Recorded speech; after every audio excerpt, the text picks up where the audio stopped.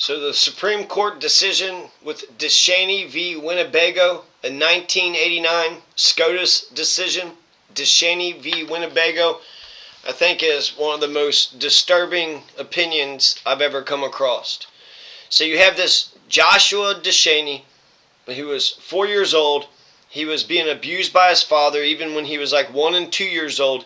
And the details, I'm going to just kind of paraphrase, kind of give a vague, just through my recollection, a recap of the thing. It was accused that he was being abused, and then when they were at the hospital and he was like 1 or 2 years old, they organized this big coalition of people. There was a police officer, and then there was like the doctor and some sort of psychologist. There was like a party of 10 people. So they had a council of, professionals who essentially came up with several recommendations for Joshua DeShaney's father to do. That the woman that he was with needs to move out, and then that he was supposed to report in, and he was supposed to do like 3 or 4 things. Well, it comes to find out he didn't do any of that stuff. All of the recommendations that they gave to his father, he didn't do any of those things. This decision was a 6-3 decision. I don't want to say it was the Rehnquist court, but it was 1989. That's why I'm thinking it's Rehnquist. We can actually just check that out real quick.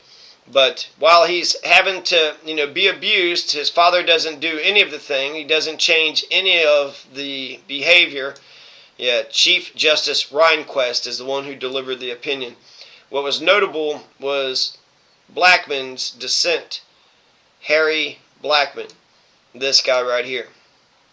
And so you got 4-year-old Joshua DeShaney being abused by his father. The recommendations wasn't followed up. And then ultimately his father is going to beat him to where he becomes mentally retarded. Clinically, medically, literally mentally retarded. So he was beat up and abused by his father until he becomes retarded. And then the social services had a file on him, and they would send an agent out to the house. And even though all the studies, all the observations, all of it amounted to was just a couple of pieces of papers stuffed in a file cabinet, stuffed in a file folder in a file cabinet that went nowhere, that did nothing. And so the state did fail to protect him. Now, is this violating due process? Did the state violate due process when it didn't prevent the abuse? The mother is going to sue social services. And there was other people, right? There was that original cop, there was the social agents, but then there was also the judges. A lot of people is going to fail Joshua DeShaney. His father, maybe his mother's going to sue on his behalf. I don't know if they had joint custody or how that actually went. But according to Rehnquist, no, due process was not violated, even though the state didn't prevent the abuse. And so the holding is that the government is not obligated to protect us. The government isn't obligated to protect and serve us. Even though nobody stood up for poor Joshua, the cops and the crew and that all-star little cabinet meeting or whatever, and the judges, the state's failure to protect another person from a private party, according to Rehnquist, does not violate due process. And so poor Joshua indeed. Poor Joshua indeed. Harry A. Blackman, but Harry A. Blackman, hey, come on! Harry A. Blackman was a justice, Supreme Court justice's paper.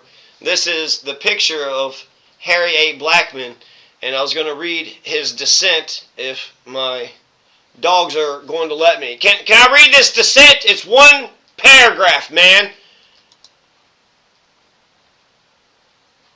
So this is his famous dissent. This is Harry A. Blackman's dissent. Poor Joshua, victim of repeated attacks by an irresponsible, bullying, cowardly, and intemperate father, and abandoned by respondents who placed him in a dangerous predicament, and who knew or learned what was going on, and yet did essentially nothing except, as the court revealingly observes, ante at 489 U.S. 193, dutifully recorded these incidents. Hey! Hey!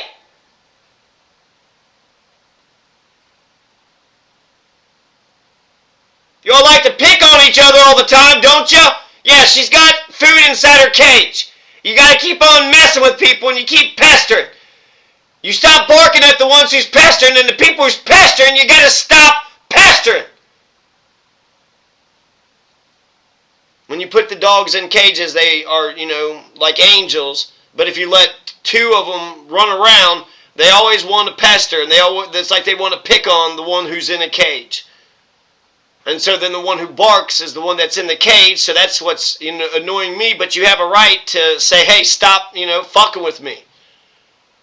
The one's got food in the cage, so I got this feeling that you got two damn dogs who's sitting there saying, I want to eat the food that's inside your cage. You can't get to the food. You can't get to that food. It's inside the cage. But they can sit there and intimidate the one that's in the cage to where the one in the cage doesn't eat the food and feels intimidated and barks back at the other one. It's bullshit, man. Sucks because it's like I can't get my fucking work done. I've already fed them. I've watered them. And if they're walking around freely, then what the hell's the problem? Can I read the single paragraph? I swear to be over. This would have only been 5 minutes and then I'd have to chastise you all. God damn, man. Poor Joshua, victim of repeated attacks by an irresponsible, bullying, cowardly, and intemperate father, abandoned by respondents, who placed him in a dangerous predicament and who knew or learned what was going on and yet did essentially nothing except, as the court revealingly observes, ante at 489 U.S. 193, dutifully recorded these incidents in their files. It's a sad commentary upon American life and constitutional principles, so full of late of patriotic fervor and proud proclamations about liberty and justice for all, that this child, Joshua DeShaney, now is assigned to live out the remainder of his life profoundly retarded. Joshua DeShaney and his mother, as petitioners here deserve, but now are denied by this court the opportunity to have the facts of their case considered in the light of the constitutional protection that 42 U.S.C. Section 1983 is meant to provide. Isn't that bullshit? When you have one person bullying another person, one dog bullying another dog, keep bullying, keep attacking, keep abusing until that other dog is messed up beyond all recognition and comprehension. Isn't that bullshit?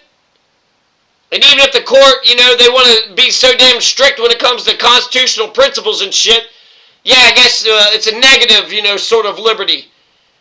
But if the government isn't obligated to protect and serve us, well, then they're not obligated to protect and serve us. Why did they say that they're going to protect and serve us? Yeah, they can make a mistake here and there, but they knew about the abuse. They knew the abuse was going on. And instead of doing a damn thing about it, they allowed the abuser to keep on abusing until the one who was being abused, an innocent 4-year-old kid, is going to be profoundly mentally retarded. Essentially lived as an invalid. You took away his life. And he's going to survive up into his 30s, I think, and then he's ultimately going to die. But what a terrible 25 years that was.